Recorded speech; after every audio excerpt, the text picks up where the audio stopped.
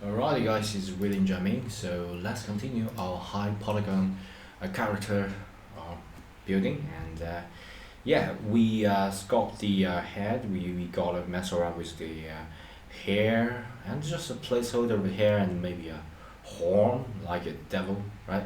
And in this video I'm going to demonstrate that you can actually add some sort of a makeup to his face. Okay, so if you are a girl or you're a guy or whatever gender that you are in, you might be familiar or not familiar with a process called makeup.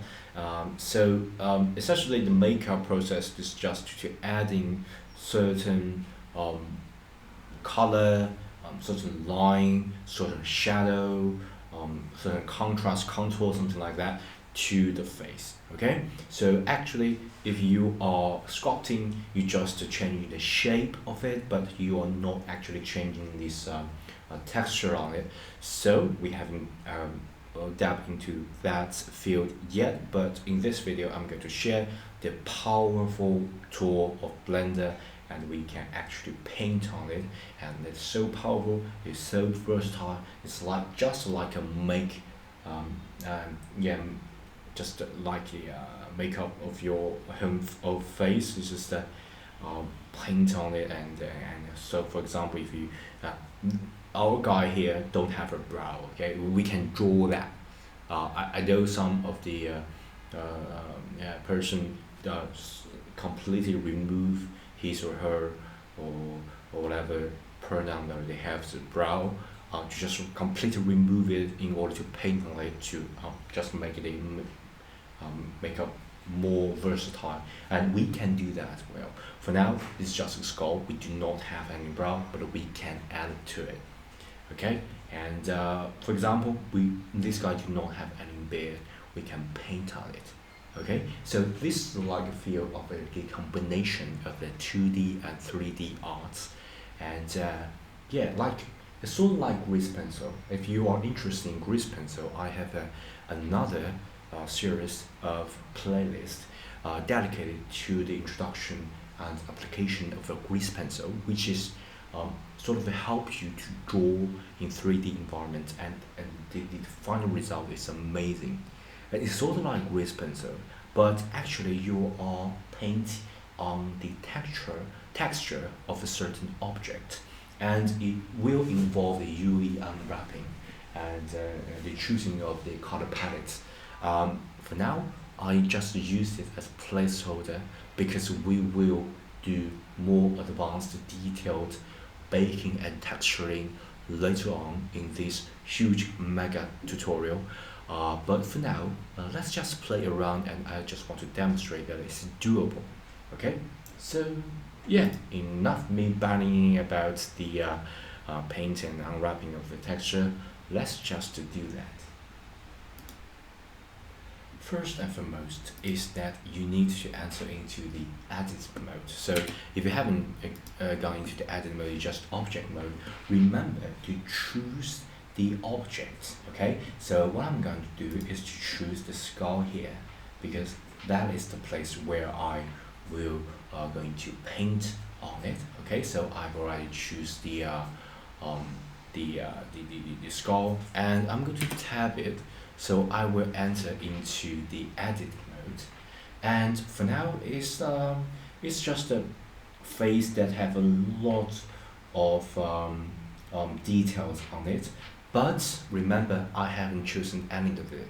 So yeah, let's just get you the screencast key.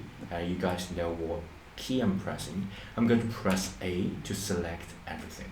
So if you see this orange dot net here, it means that you have choose everything. Okay, so A is a shortcut for choose everything. Once you have choose it, in order for you to got more workspace to work from, I'm going to add another workspace, maybe start from here. So you click here, and I think got the corner of it, you can add more, click and drag, and you can get more real estate here. So let me just close this area, and as long as I got a cross sign here, I click it and then drag, I can get a new workspace window for me, and of course I can choose different. For now it's just that if you just click and drag, it will just generate the same workspace, the same mode that you're in. So if you originally added the edit mode, it will just sort of copy the working environment of the edit mode, but that is clearly not enough. So what I'm going to do is to change that, because if it's the same, it's meaningless. So let's actually change it. So I'm going to change that to different editor, which would be the UV editor. Okay, so it just complete change it to UV editor. And if you want to choose a certain workspace, you can just got it back here and A to select it all, so everything is selected. Okay, A to select all. So far so good, right? So yeah, and you can click the right side and you are enter into a new UV editor. So what you do here will not say unselect the already selected area in the left. Okay, so yeah, pretty good. And I'm going to add a new space here, so click and drag, so I get more space, and of course I will adjust the space so I can see them more clearly, giving me more real estate to play around with, because you know it sort of just copy the UV editor here, and I don't need to UV editor, so I'm going to add a shader editor. And the shader for now it's just a sort of a precise mixture of adjustment tool. So what you can do is to use shader to generate different nodes and combine different nodes together to a certain output. And it's pretty powerful and pretty difficult. It's a sort of an intermediate and advanced feature of Blender, and I think maybe spend years. Some people maybe need to spend years to master it, but for now, just remember that the shader is just a different node and you can mix and play around with. And this is like just to unwrap this thing that you have selected, because the selected is sort of like a faces that are wrapped in the 3D sphere, and you can unwrap it to put it on a table on a 2D space, and you can use this shader editor to add different nodes and connect the dots in order to generate output. And you can see the output here. You can select different parts in this UV editor, and it will reflect respectively at this editor mode, as well as object mode and all the rendering modes, right? And right now, it's just the preparation of this like the canvas on which that you draw. Okay, so what I'm going to do is to unwrap everything at the left side of it. Okay, so I choose everything, and right click if you're right-handed. If you use the left mouse, if you're left-handed like me, you're going to click the left key. Sorry, let's continue. So let's unwrap it. Left-handed like me, you can use the left I think it's left key, just the secondary key, right? And you can click it, and then you can UV unwrap faces. And you might wonder why they know you are unwrap the face, but it's not about the actual faces, but rather just the face, like surface. Okay, and you're going to choose.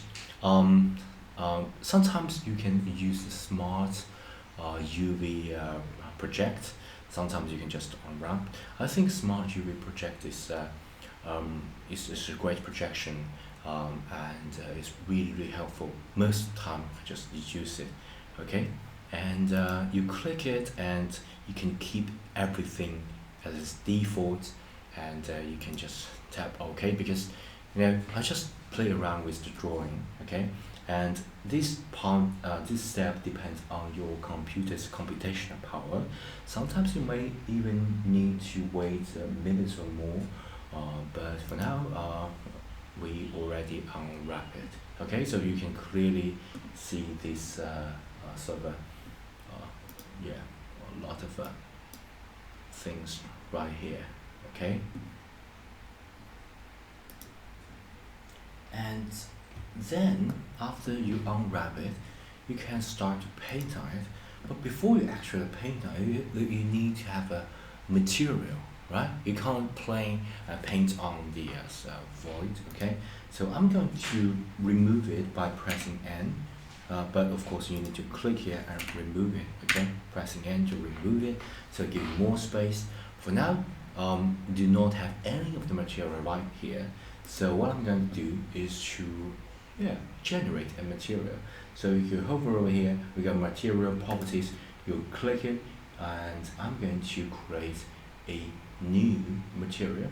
So let's add a new material, and so it will just automatically generate that, and I think that's pretty good. But for now, I'm going to make it a little bigger, and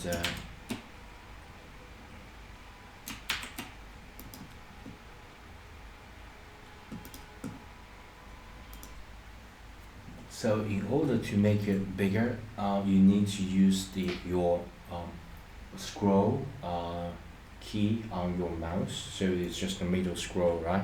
Wheel, and you can scroll it up. And the reason I did not scroll it is because I used Mac, and Mac had a Magic Mouse, I think is the name, and the Magic Mouse do not have a middle key, so I strongly recommend that you got a the mouse that have a wheel inside of it. We got a left click and a right click, right? So I sort of use too much right now. One at the left side is my main hand, my dominant hand. I use the Magic Mouse, and the right hand I use a mouse that have a wheel in it, so I can wheel it and make it much bigger. And of course, you want to click and drag it around, you can just click and hold this middle mouse and click and drag. It's pretty convenient. Okay, so I something got confused about this because I just got too much hardware in front of me, and it's so crowded, right? And then I'm going to add material. Remember, if you want to rename your material, just double click and you can rename it. Alright, pretty simple, pretty convenient. And because we can got different material, let's start from follow a certain order. So let's start from the top. So top is a brown. So what I can do is to change it here or double click here. So let's change it here because I double click already demonstrate that. I'm going to say this is a brown material. Okay, matte. I use matte for material. Okay, so enter. We change this material name, pretty simple. And then of course you need to add the image texture in the shader editor. So of course everything that you want a new, you're going to press Shift and A. So Blender is heavily shortcut dependent. So and you can add a image texture here. Once you click it, it will automatically generate a dialog box that will follow your mouse around, and you can just move to any place that you like, but preferably at the left side, because the node is here. You're going to connect all this basic color, alpha, all sort of thing to this BSDF. Alright, so I'm going to put it here, and I think it's pretty good. If you think the viewport is moved to the left, you can just hold it, the center key, and move it and drag it to the right side, and you can see the whole picture. And I think we need to rename it. Maybe create a new image, but because For now, the image texture need to choose a certain image, but for now we haven't got that. So I'm going to get you guys a new image. So yeah, if just cover it up, you can just hover your mouse over here and scroll your middle mouse and stuff. So convenient.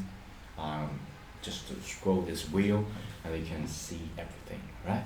So what I'm gonna do is to create a new and make a name of for now it's just a brown, so that's brown material, and I'm going to name it brown image, img for image for short. Okay, so yes, and let's click OK, and I got a new brown image right here. Okay, so this way you can just choose it. You can click this icon here, browse image will be linked, and you can choose this brown img, and here you are. You just choose that browse image, and of course you're going to start linking. All that is just linking all the nodes, so it's just like life. You makes all this different important decision or seemingly insignificant decision in your life, and just to see how it work out. But most of the time we don't have that opportunity to choose everything, so do choose carefully. But it's we're using Blender. We're sort of using a computer simulation right now. So yeah, I just moved my mouse, sorry for this bumpy sound. And so we can choose what we like, okay? Choose whatever you like. And this is like the neural network of connecting dots. Yeah, because yeah, I'm working on a lot of artificial intelligence tutorial right now. If you're interested, you can go to my other channel called Learn It Free. You can check this artificial intelligence channel, and it's great fun. Okay, so let's connect the dots.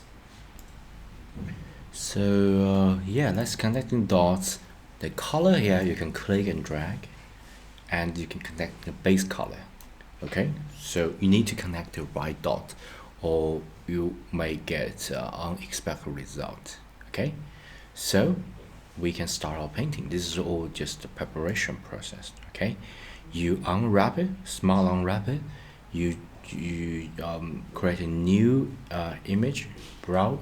Did I spell that correct? Okay, and you created this node editor here.